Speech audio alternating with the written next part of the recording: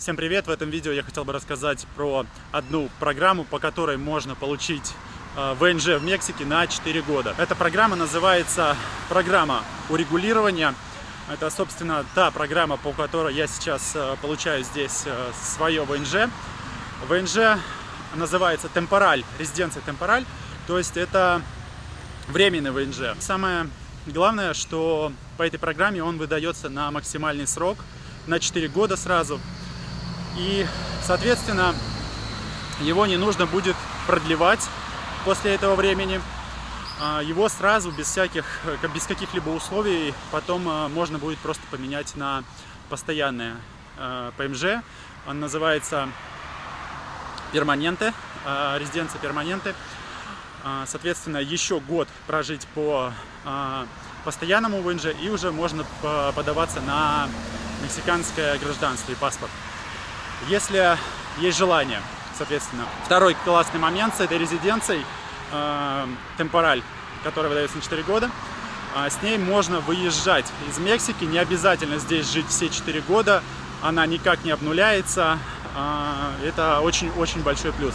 Единственное, что нужно приехать и поменять ее потом будет на постоянный ВНЖ, на перманенте, где-то примерно за пару месяцев до окончания срока. Самым главным условием для получения этого ВНЖ является условие вашего въезда в Мексику в 2020 году или раньше.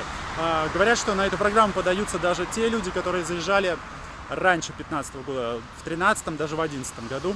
Но официально говорят о том, что в промежутке с 2020 по 2015 год. Программа якобы подразумевает легализацию всех тех, кто остался здесь, когда начинался коронавирус.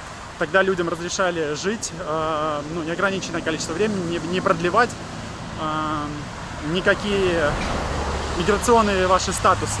Соответственно, люди просто оставались и жили здесь. Эта программа действует с 2021 года, и на данный момент никто не знает, когда она закончится. Вот на сегодняшний день, на сентябрь 2022 года, программа продолжает работать.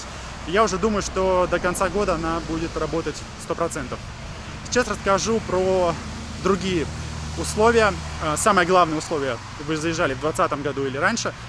Соответственно, если вы приезжали в Мексику в 2021 году, вы уже не подходите под условия этой программы. Следующим главным условием является условие того, что вы находитесь в нелегальном статусе в Мексике на данный момент. Вы заехали в Мексику, сейчас находитесь в Мексике и находитесь здесь в нелегальном статусе. При въезде в Мексику до августа, до сентября примерно, всем выдавали туристам карточки. Называлась форма FMM, миграционная. С этой формой вы должны ее были сохранять до момента вашего выезда. Если вы ее теряли, вы должны были оплатить штраф в размере, по-моему, $30.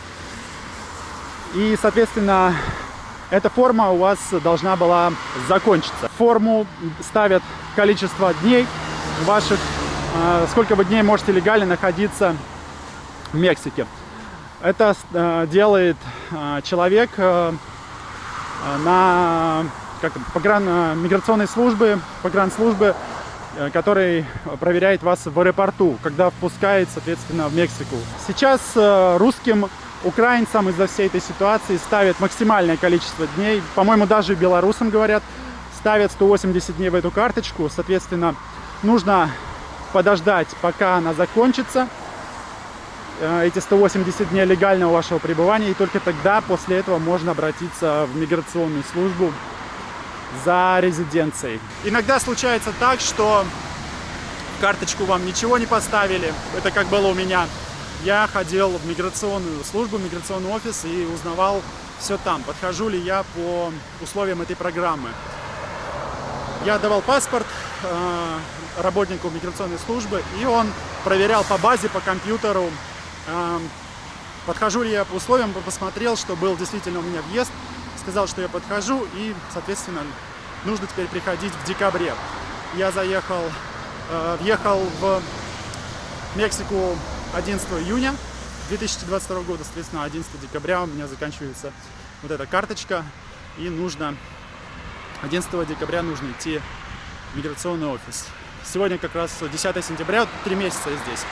еще 3 месяца нужно ждать. На данный момент уже эти карточки отменили для туристов, их не выдают, и главным, как сказать, заменителем их заменили на просто штамп в вашем паспорте.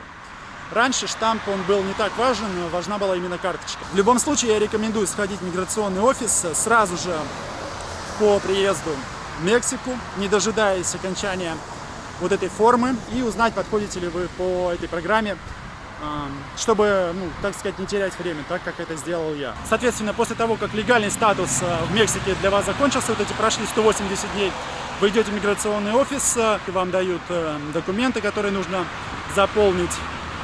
И нужно еще оплатить госпошлину. Она равна 14 тысячам песо. Там примерно, по-моему, $700. На мой взгляд, это практически подарок со стороны Мексики. Вот эта программа безо всяких усилий можно получить здесь легальный статус, если вы были в Мексике. А многие в Мексику приезжали, так как хотя бы в Канкун, так как Канкун является, наверное, курортом номер 1 сейчас в мире. Докладывают мексиканские власти о том, что на данный момент даже уже по истечению 8 месяцев уже турпоток сюда больше, чем в 2019 год, доковидный даже. Ну и плюс Канкун, точнее не Канкун, а вот это побережье Юкатана от Канкуна до Тулума сейчас очень активно развивается, строит железную дорогу, строит трассу Формулы-1 и новый аэропорт в Тулуме.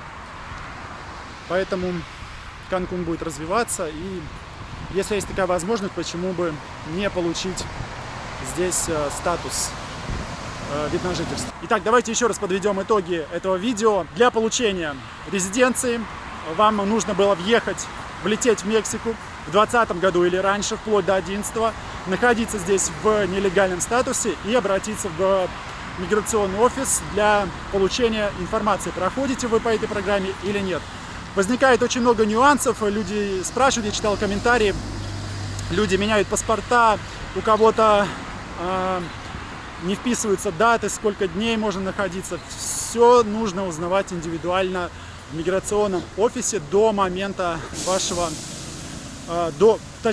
момент вашего приезда, не дожидаясь срока окончания легального статуса. Приезжайте, сразу идете в миграционный офис, все узнаете, проходите вы по этой программе или нет. На этом будем заканчивать это видео. Приезжайте в Мексику, получайте статус, пока программа действительно, пока она работает. Никто не знает, нет информации, как долго она продлится. Поэтому, кому интересно, кто здесь был, поторопитесь. Это хорошая возможность практически за бесплатно получить вид на жительство в Мексике.